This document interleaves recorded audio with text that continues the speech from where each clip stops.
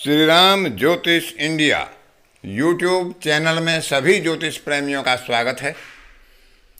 गोचर के प्रभाव की कड़ी में आज की कक्षा का विषय है देवगुरु बृहस्पति के गोचर का प्रभाव जन्मकालीन शुक्र और शनि की स्थिति से। देवगुरु बृहस्पति की गति शनि के अतिरिक्त अन्य ग्रहों की अपेक्षा मंद होती है, क्योंकि देवगुरु बृहस्पति लगभग एक वर्ष में एक राशि में रहते हैं।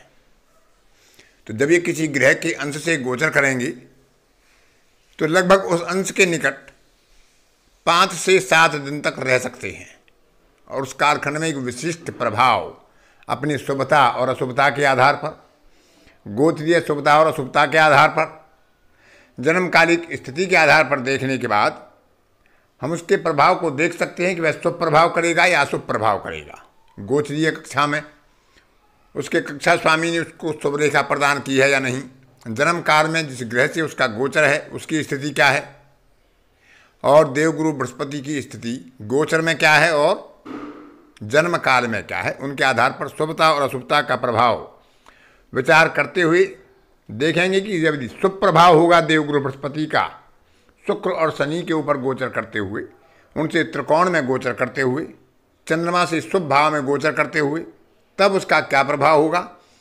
और अशुभ प्रभाव यदि इनके ऊपर से हो रहा हो षराष्टक के द्वारा, केंद्रीय प्रभाव के द्वारा, समसप्तक के द्वारा, द्विद्वादश के द्वारा, और वहाँ पर चंद्रमा से भी स्थिति अशुभ हो, गोचरीय कक्षा में कक्षा स्वामी ने शुभ रेखा प्रदान ना की हो, तो अशुभता के रूप में देवगुरु बृहस्पति शुक्र और शनि से गोचर करते हुए क्या प्रभाव प्रदान कर सकते हैं, आज की कक्षा में इसी बात पर विचार करेंगे। तो प्रारंभ करते हैं पहले शुक्र के ऊपर से गोचर करते हुए शुभ प्रभाव देवगुरु बृहस्पति क्या प्रदान कर सकते हैं, क्योंकि दोनों ही गुरु होते हैं, ज्ञान के और संपत्ति के, धन आदि के कारक होते हैं। तो देवगुरु बृहस्पति का गोचर जब शुभता के पक्ष में शुक्र से हो रहा हो, शुक्र की अंशात्मक स्थिति से हो रहा हो, जो जन्म काल के शुक्र की स्थिति है, तो यह जातक को निष्ठावादिता देता है। जातक निष्ठापूर्वक किसी भी लक्ष्य को साधन करता है, अपने दायित्वों को पूरा करता है, उसके प्रति लोगों के मन में एक आकर्षण में वृद्धि होती है, व्यवहार अच्छा रहता है, प्रेम संबंधों में, पारिवारिक संबंधों में, मैत्रीय संबंधों में मधुरता प्राप्त होती है। जातक अपने कार्यों के आधार पर, अपने आकर्षण के आधार पर कीर्ति और यश की लाभ प्राप्त करता है। अपने कार्यों के लिए उसे पुरस्कार या उपहार आदि का लाभ भी ऐसे कालखंड में प्राप्त होता है। भौतिक संपत्ति में वृद्धि, वाहन आदि का सुख और विपरीत वर्ग से मित्रता का लाभ मिलता है। विवाह आदि के लाभ के लिए यह समय अनुकूल होता है यदि दशा विवाह से संबंधित ग्रहों की चल रही हों। वस्त्र, आभूषण और वाहन क्रिया के योग ऐसे कालखंड में बनते हैं जब गुरु का गोचर शुक्र के ऊपर से उचित रूप में और शुभता के रूप में हो रहा होता है। शुक्र क्योंकि कला आदि का भी कारक है, गीत संगीत का कारक है, और गुरु गरिमा और ज्ञान का कारक है।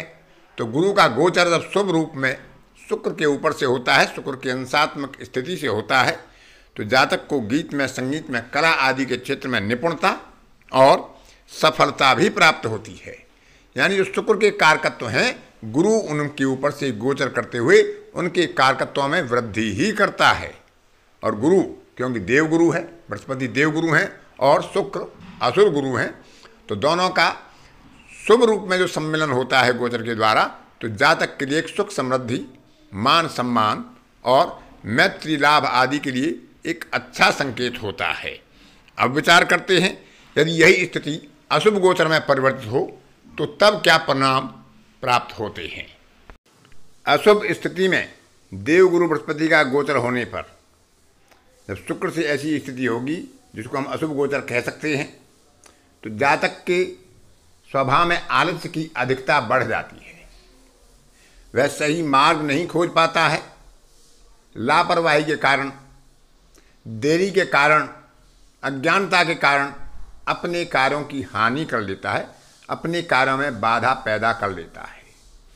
आवश्यकता से अधिक वाचालता या अपनी बात को साबित करने की प्रवृत्ति बढ़ जाती है, जिसके कारण वह ज्ञान के अतिवाद के चक्कर में फंसकर दूसरों की सही सलाह ले नहीं पाता है और सिर्फ अपने आप को बुद्धिमान समझते हुए अपनी ही सलाह पर जोर देता है और अविवेक पूर्ण निर्णय के कारण स्वयं अपने कार्यों में बाधक बन जाता है।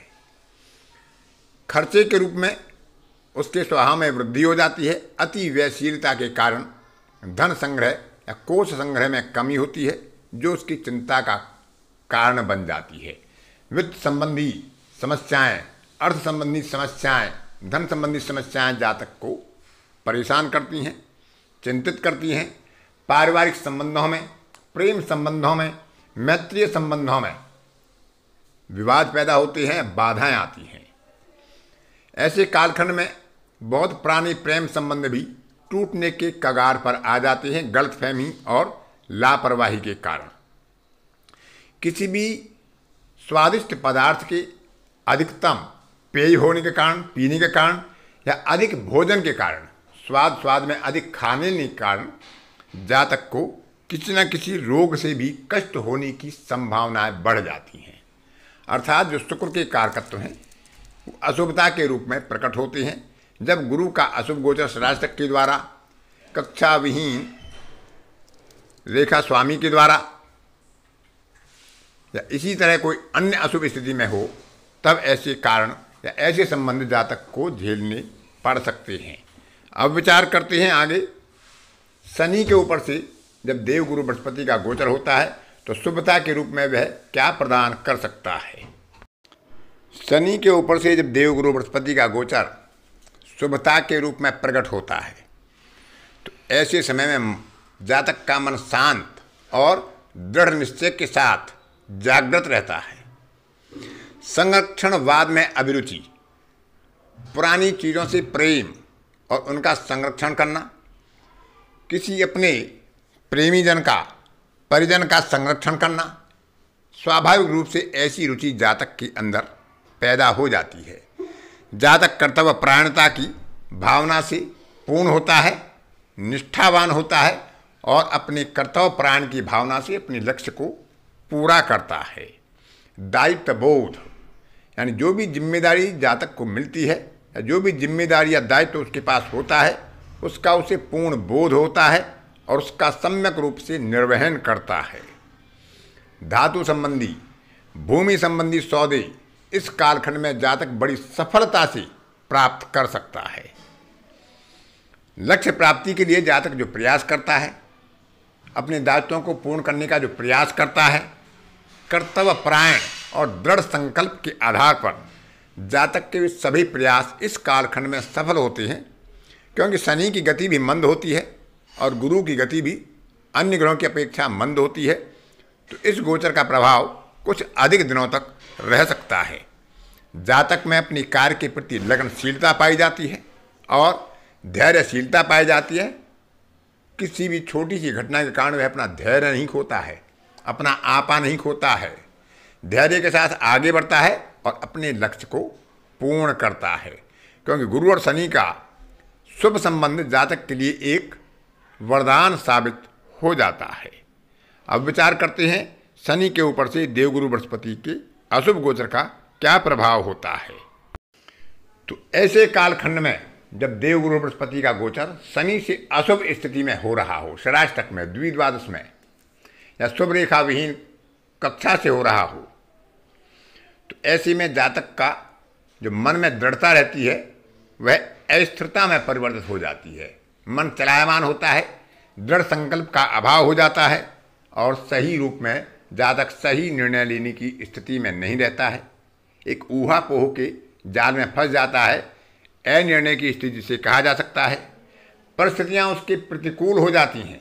जातक संघर्ष करता है लेकिन परिस्थितियों के विपरीत उसे जूझना पड़ता है। निवास संबंधी समस्याएं, निवास परिवर्तन हो सकता है या निवास संबंधी कोई अन्य समस्याएं भी हो सकती हैं।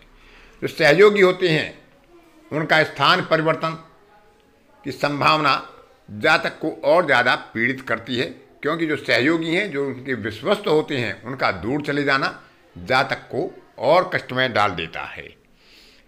प्रयासों में, कार्यों में पर्याप्त मेहनत और श्रम करने के बाद भी सफलता आंशिक मिलती है या नहीं भी मिलती है। असफलता का दंश झेलना पड़ सकता है। कानूनी समस्याएं, वैधानिक समस्याएं, विवाद संबंधी समस्याओं से जातक ग्रस्त होता है। सही समय पर सही निर्णय न लेने के कारण जातक को मानसिक पीड़ा भी होती है। रोग और शोक जैसी स्थिति जातक स्वयं के द्वारा पैदा कर लेता है। किसी अविवेकपूर्ण निर्णय के कारण या अपनी हठ के कारण जातक अपनों से ही दूर होने की संभावना में आ जाता है। तो इस तरह से हम इस अशुभ और शुभ गोचर का प्रभाव देख सकते हैं। अशुभ गोचर के कालखंड में हम संबंधित ग्रहों की मंत्र जप आदि के द्वारा उनका कुछ सीमा तक शमन कर सकते हैं। आज की कक्षा में इतना ही। अन्य किसी कक्षा में फिर किसी नए विषय के साथ आपसे मुलाकात होगी। तब तक के लिए अपनी वाणी को विराम देता हूँ। धन्यवाद।